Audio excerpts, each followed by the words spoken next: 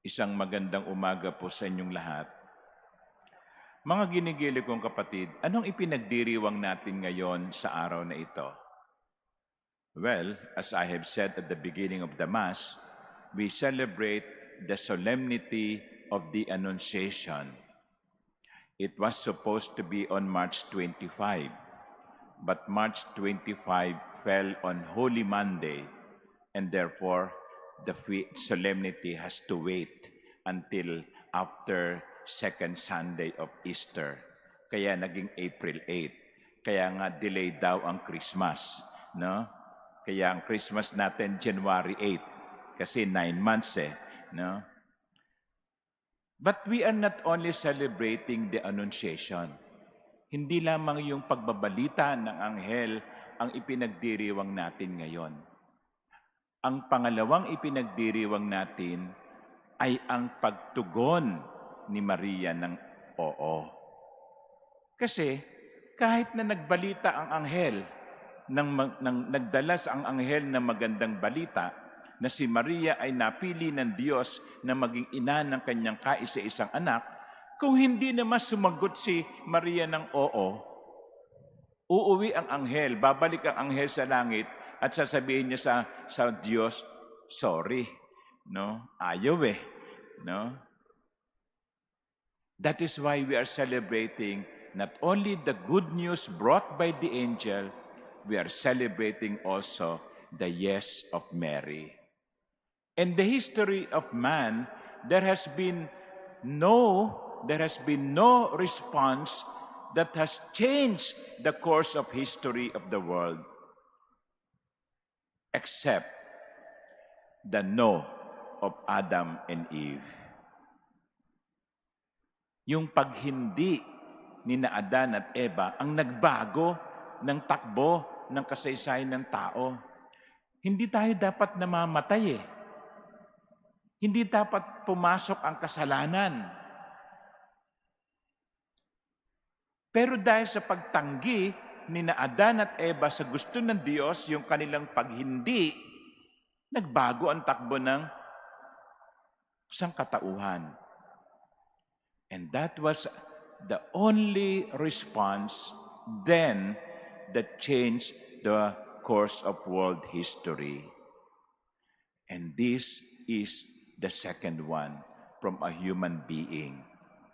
Tao si Adan, tumanggi sa gusto ng Diyos.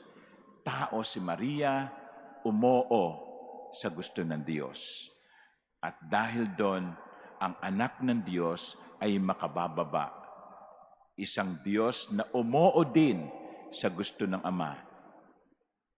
So that is why Mary is the model of our yes. Why? Because even if Mary did not understand everything, malabo sa kanya ang mga ilan, mayroon siyang mga katanungan, siya'y sumang-ayon. Behold, I am the handmaid of the Lord. May it done to me according to your word, even if I do not fully understand your word. That is how we should say yes to the Lord. Kapag may pinagagawa ang Diyos sa atin, karaniwan naman, hindi natin naiintindihan ng kompleto no? Anong mangyayari sa akin? Paano na ako? No? Ganun, di ba? Bago tayo sumagot, ang dami nating tanong. Sapagkat hindi natin naiintindihan ng ganap kung ano ang kalooban ng Diyos. Ganon din naman ang mahal na Birhen. She did not fully understand God's plan. But even then, she said, yes. She is our model of obedience to the Father. Pero alam nyo, hindi naman natapos yung yes ni Maria nung araw na yun Ito lagi ko sinasabi, the big yes of Mary was followed by small yeses.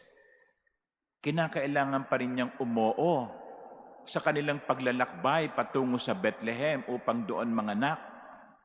Kinakailangan pa rin niyang umoo upang sila'y tumungo sa Ehipto sapagkat tinutugis ang bata at gustong patayin. Kinakailangan pa ring umoo ni Maria sa pagkamatay ni Jose. Bago pa man nagsimula ng pangangaral si Jesus, kinakailangang umoo ni Maria sa kanyang anak na nagpapaalam para magsimula ng kanyang pangangaral. Kinakailangan pa rin umoo ni Maria sa kagustuhan ng Diyos nung makita niya ang kanyang anak nakabayubay sa krus. Kinakailangan pa rin umoo ni Maria sa pagkamatay ng kanyang anak sa krus habang kandong-kandong niya ang walang buhay na katawan ni Jesus. Mary said her yes today, but that yes did not end today. That was followed by other yeses. Mary perhaps asked the Lord, I did not sign for this. Pero ganun Pag umoo ka sa Panginoon, marami pa rin pakasunod na pag-oo yun. Katulad ko bilang pari, umoo ako sa tawag ng Diyos na maging pari. Hindi natapos yun sa aking pagpasok ng seminaryo. Hanggang sa ako'y dumapa kasama ng ilang ko mga kaklase dito mismo sa altar nito noong 1985. Pero yung oong yon, may mga kaakibat na mga iba pang mga pag-oo. Oo, sa pagpunta ko sa iba't ibang mga assignments. Oo, sa pagpunta ko dito. At yun din ay nangangahulugan ng paghindi sa maraming bagay. Hindi ako pwedeng mag-asawa. Hindi ako pwedeng magkaroon ng sariling pamilya. Ganon din sa inyo. Nung ikinasal kayo, hindi ba't umoo din kayo? Pero hindi natapos yung oong yon nung araw ng inyong kasal. Ang dami niyong mga pag-oo at pag-hindi. Dahil may asawa ka na, hindi ka naman liligaw sa iba. Hindi ka mamamangka sa dalawang ilog. At iyon ang tinutularan natin kay Maria. Ang kanyang pag-oo, unang-una sa araw ng pagbabalita ng anghel sa kalooban ng Diyos at ang kanyang pag-oo sa maraming pagkakataon sa kanyang buhay.